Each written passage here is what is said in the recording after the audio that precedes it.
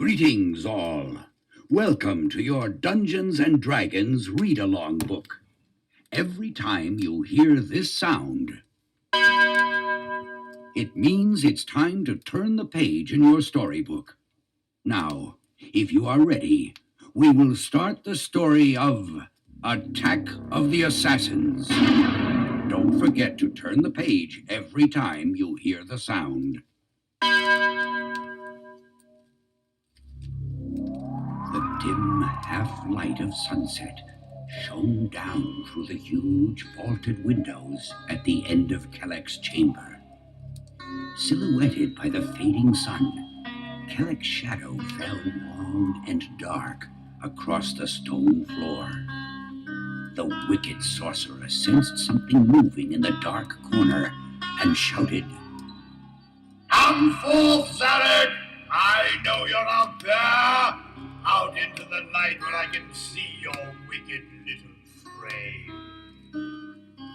The twisted little half-orc crept out from his hiding place. His blood-red gloves seemed to glow in the pale light. And put that dagger away before I turn you into a lower life form than you already are. You sent for me, Kelleck. There must be some blood which needs letting. For too long now, Strongheart has escaped my powers. I want him dead, but not by my hands. Warduke has bid me send you on a mission to wipe out Strongheart once and for all. No easy task, great Kelleck. This should make it easier, replied Kelleck. From out of a small black box, Kelleck pulled a scroll. It was a note from Mercian to Strongheart, asking him to meet her in the courtyard by the North Tower at the stroke of midnight. By my dagger, Kelleck! How did you get this? It's a forgery, of course. I secretly obtained a sample of Mercian's writing. The rest was elementary. Capture Mercian, and then send the note to Strongheart. He will come, and you will be waiting for him. Now go forth, assassin, but be careful not to look upon yourself in any of my mirrors. Your appearance is so foul, it would surely break them. Begone! Knowing that Mercian was a powerful cleric and would not be easy to capture, Zarek called upon several old friends that night. After demanding repayment of favors owed, Zarek gathered the 3 evil half-orcs just outside Strongheart's castle. Zarek's plan was simple and deadly. One cleric might not be able to control Mercian, but spells of silence cast by 3 evil clerics would render her helpless for at least 10 minutes. Strongheart will be unable to resist Mercian's invitation. He will be there at midnight and shall not live to see another day. A cold draft blew through the long, dark corridor which led to Mercian's chambers. Mercian pulled her cape close about her for warmth. Suddenly, a gust of wind blew out the torch which she carried. Having no fear of the dark, she continued down the black corridor, unaware of the wicked little eyes which followed her every move. What a stroke of luck! Though she cannot see us, we can still see her clearly, whispered Zarek. The half-orc's power of infravision enabled them to see anything in the dark by the heat it gave off. Mercian was well within their 60-foot infravision range now. Zarek sharpened his dagger on his leather breeches, and his evil friends prepared to cast their spells of silence upon the unsuspecting girl.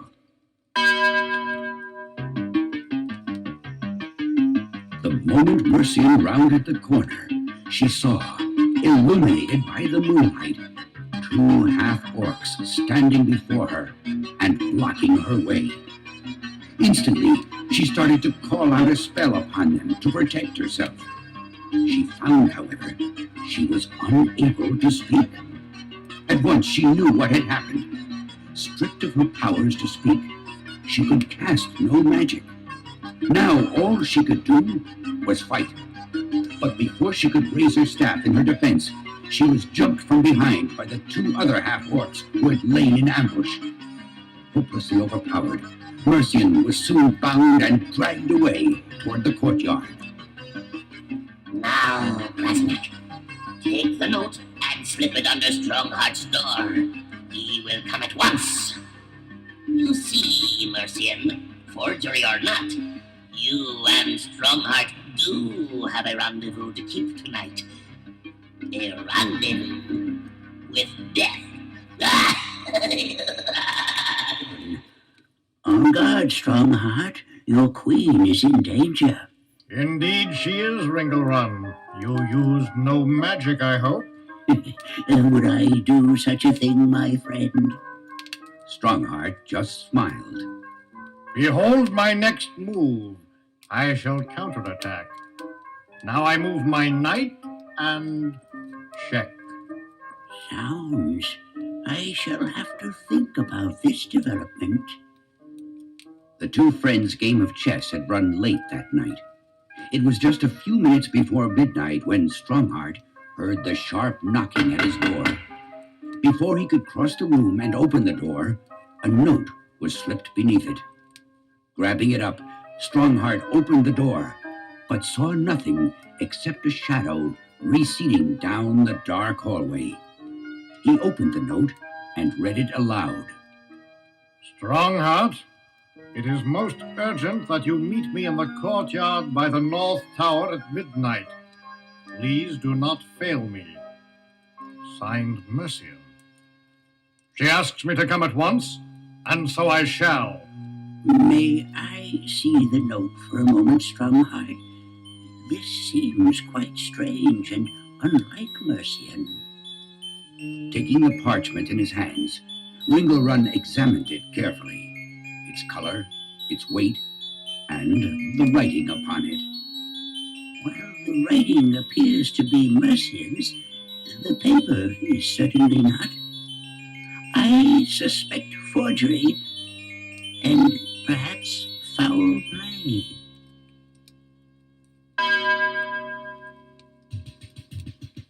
Forgery or not, I must still do as the note bids. If Mercian did not send the note, she is surely in danger.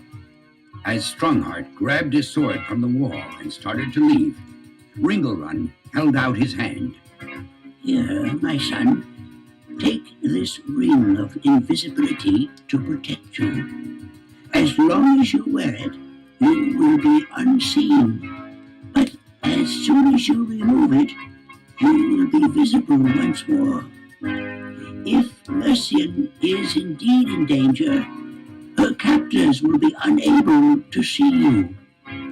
Even the infravision of half-orcs will not penetrate this spell. Wish me luck, old friend, for I am off. Be careful, Strongheart. This could be most dangerous, and he cannot hear me. By now he's already nearing the courtyard. The sound of Strongheart's boots echoed across the stone courtyard.